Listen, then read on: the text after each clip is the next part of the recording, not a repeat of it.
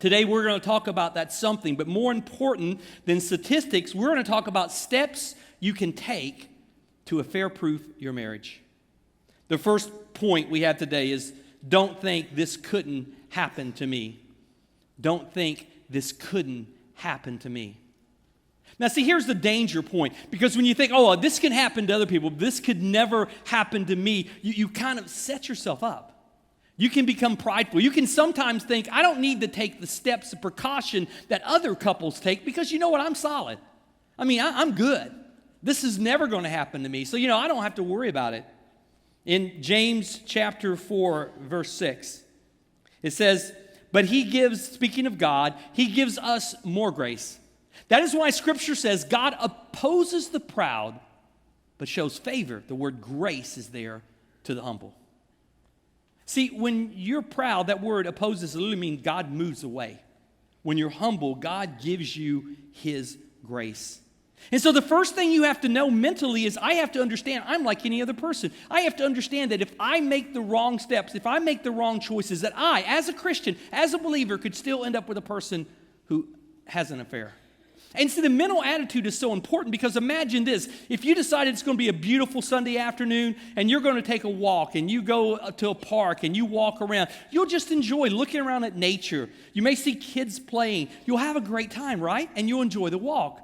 But if you had to walk through a marked minefield, if you're in Afghanistan, if you're in Iraq and there's a minefield you have to go through. Now, the good news is it has been marked.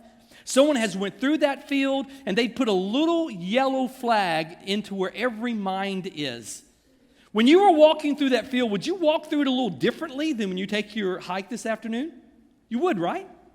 What would you do if you saw a yellow flag? You would move away from that flag as far as you possibly could. Would you say, well, look, there's a yellow flag. I wonder how close I can get to it before the pressure of my foot would set off the mine? Would you think, I'm going to push here about a foot away.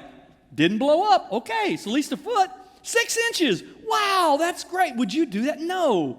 You would move as far away from that one that doesn't put you, because you understand you make the wrong step and boom, the mine goes off. And so I'm just saying the first thing we know is understand, do not become prideful, be humble. Understand, God, I need your grace daily to live a life that pleases you. I remember having breakfast with a pastor who was a friend of mine. We had breakfast consistently for a while, and I was shocked when he told me something. I could tell something was off in our meeting, and he just told me, Steve, I'm going to be divorcing my wife. She doesn't know it yet. I'm telling you, I'm going to talk to her.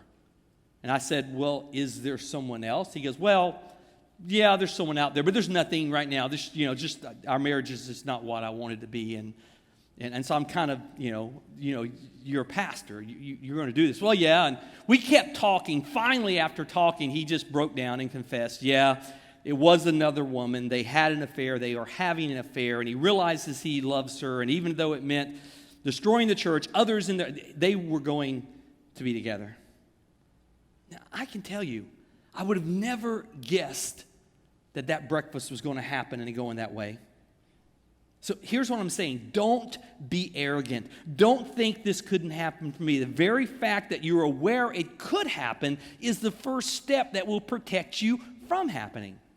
The very idea you know that this could be me will allow you to move as far away from the marked mines as possible. And I'm going to give you some mines that you need to avoid today.